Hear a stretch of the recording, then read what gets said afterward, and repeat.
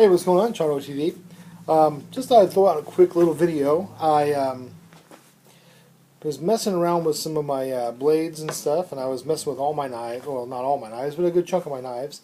And I was doing everything from cutting paper to feather sticking, and just kind of trying to get a feel for some of the blades and kind of how they kind of feel in the hand, kind of how they work. A lot of them I've picked up and I've never even really messed with before, so I thought I would go ahead and give it a whirl and see what happened. Well, as far as the Cold Steel GI Tanto, it's as I've seen in a torture test, this dude just literally hammered this thing into concrete. They finally snapped off the tip, and then he put like this much of the tip that was left inside of a vise and finally broke a chunk of it off. After chopping through concrete, after doing all kinds of crazy torture to this thing, putting it in a pipe and trying to bend it and all this stuff, and it just went through like a pro as far as the durability. And I tried a baton with it a while back. As you can see, there's some wear on it, and so I was like, okay, well, let's kind of check the edge of it. And so I was trying to check the edge, and I mean, like, won't even cut paper, really. Not really. Pretty sad little blade.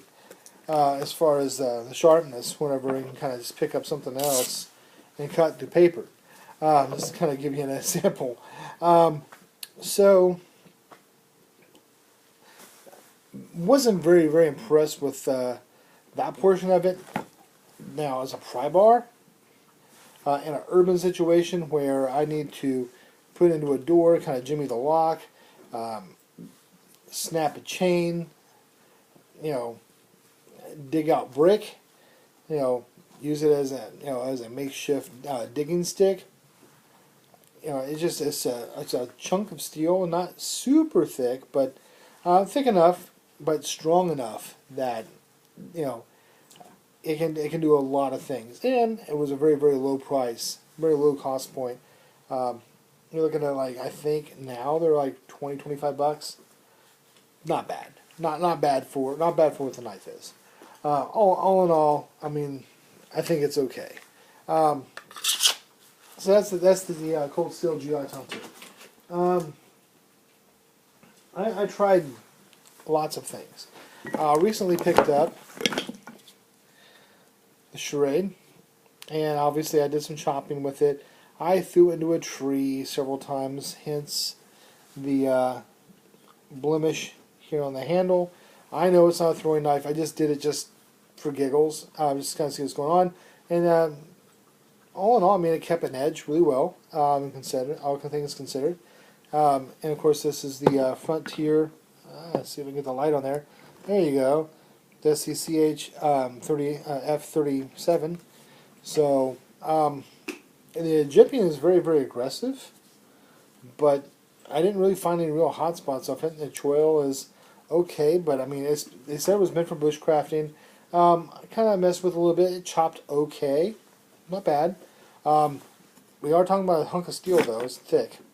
I ain't got a chance to baton with it or some other things yet, but all in all, not bad. Not bad. I have to say, all in all, I'm fairly comfortable with what they did with this knife. So, not horrible. I did some feather sticking with it. It did okay. Not too bad. Not the best retention of the edge, but not horrible. I mean, steel field sharp. Not, it's functional. Not phenomenal. But not bad, considering I could shave with it when I first got it. So, decent. Moving right along. The Busse. A very expensive knife, as you all know. It's a Team Gemini Light Brigade, Einify steel. Again, as far as batoning and feather sticking, mediocre.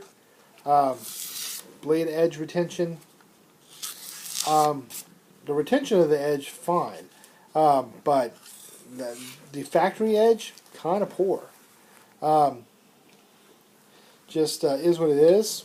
Thick blade, light though. Steel is crazy light. Um, it is a combat knife. The thing about this is I picked this up in ignorance.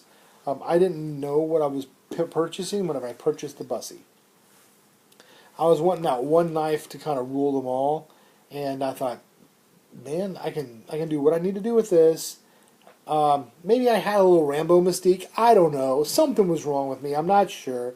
Um, but I can tell you one thing. I love the GTN handles. They're very, very comfortable. I love the knife in general. I mean, it's a great knife. But the only thing is that I have to say is it's a combat knife. It is not meant for woodcraft. Not bushcrafting, not hunting. No, I mean, it's made for combat. I mean, it's really what it is. If I was going to have to fight somebody and I had to pick one of my knives, yeah, I'd probably pick this one. Because it does have enough length to it. If I couldn't grab a machete, I would grab this. Out of what I have currently. But, I mean, like I said, I mean, it's a nice knife. Phenomenal. Unfortunately, they don't make them anymore. But they are really cool. So, there's the Busse. The most expensive knife I own.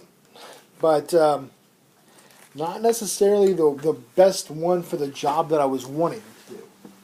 So, on down the line, the Swiss Army knife. Oh yeah, I went all over the place. I didn't just, and this is the only non-fixed blade that I actually used in this little test, was this one.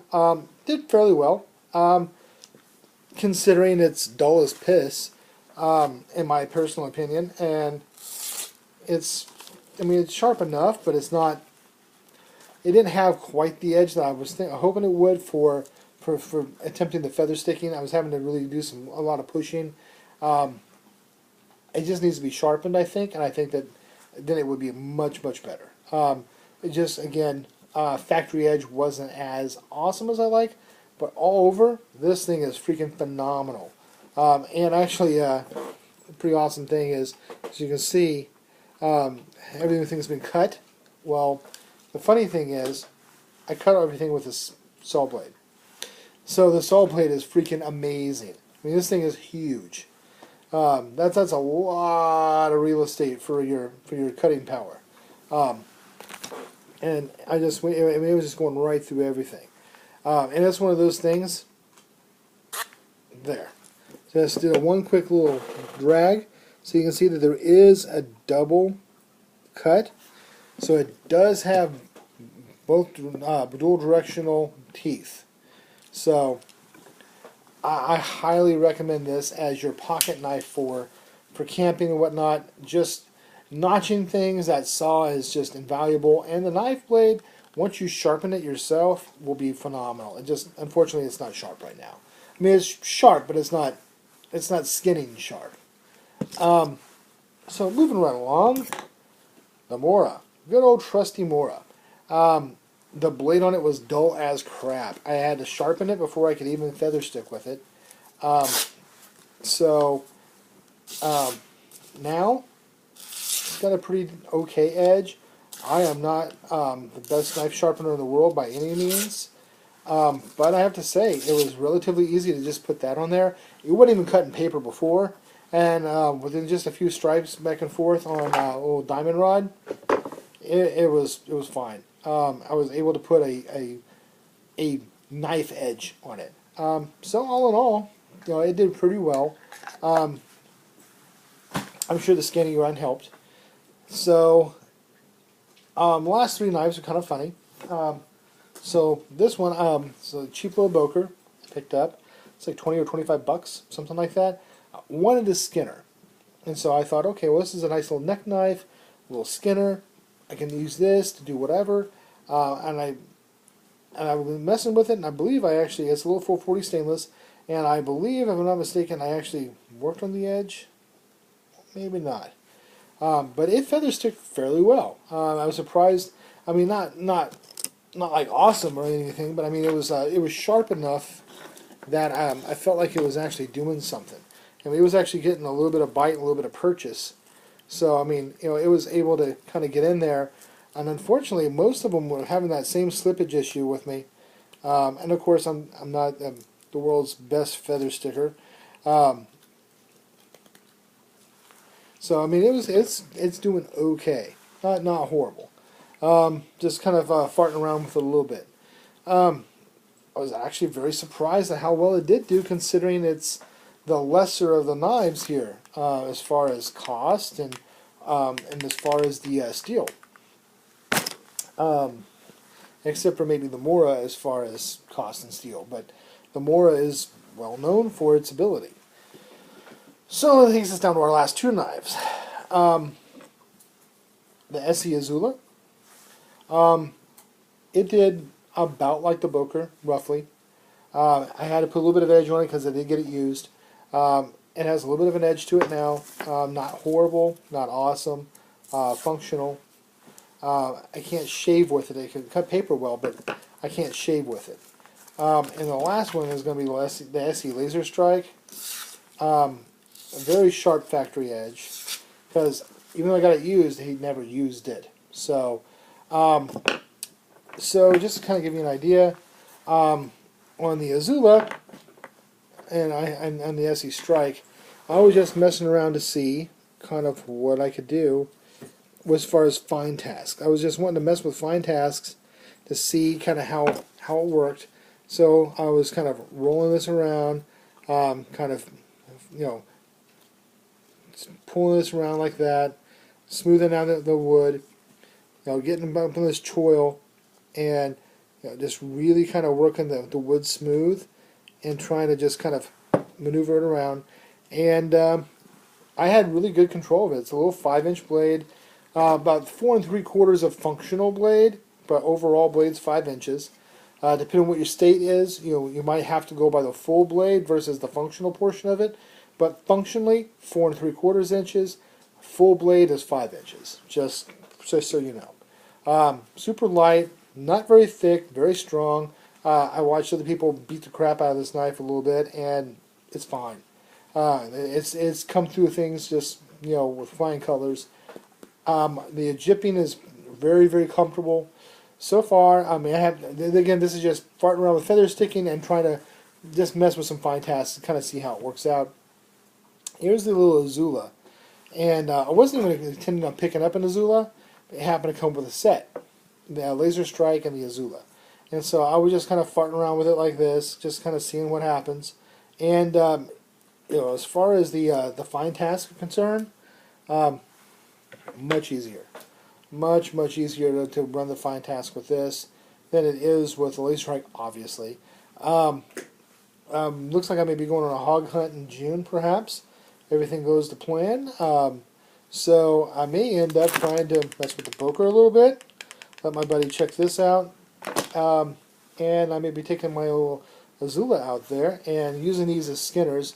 If we get lucky and get ourselves a pig, we can do some skinning with this. So, kind of hoping. I have to say, the Laser Strike has really, really won me over. My buddy is a huge Esse fan. He has a Hungless. He's picked up the SE3. And I have to say, he's won me over as far as Esse is concerned. So, I got him over one Glock, and now he's got me over an Esse. So, here we go.